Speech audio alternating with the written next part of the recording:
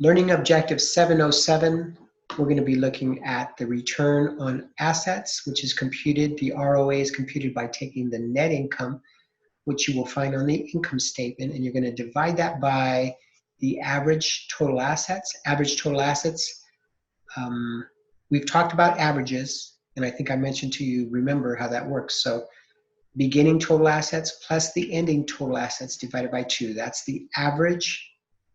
Same for inventory, same for accounts receivable, same for total assets. Beginning plus ending divided by 2.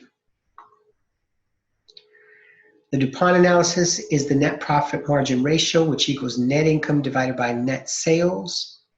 That's often referred to as the net profit margin ratio, sometimes profit margin. And then you have the total asset turnover. The total asset turnover is net sales divided by the average total assets. Here's an example of the 2 computations for ROA. You can study those as well. And there are specific numbers you can look at to see how it's actually computed. I'm not terribly concerned about it right now because we're going to we have a whole chapter that we're going to be dedicating towards financial statement analysis towards the end of the semester. So learn what you can so that you can get through the homework and the exams. But there's a whole bunch more that you have to worry about right now. So there are 3 main types of long-lived assets transactions on the statement of cash flows.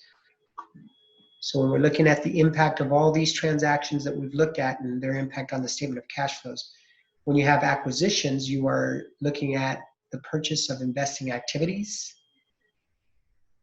When you have sales, you have the impact is on investing activities as well. When you're either acquiring or selling long-term assets, that is going to be investing activities. But depreciation and amortization are about operating activities. Here's the statement of cash flows that shows how those items are going to be reported. Depreciation and amortization is going to be part of your computation for cash flows from operating activities. And acquisitions and sales of long-term assets are going to be part of investing activities. You have capital expenditures, acquisitions, and the dispositions.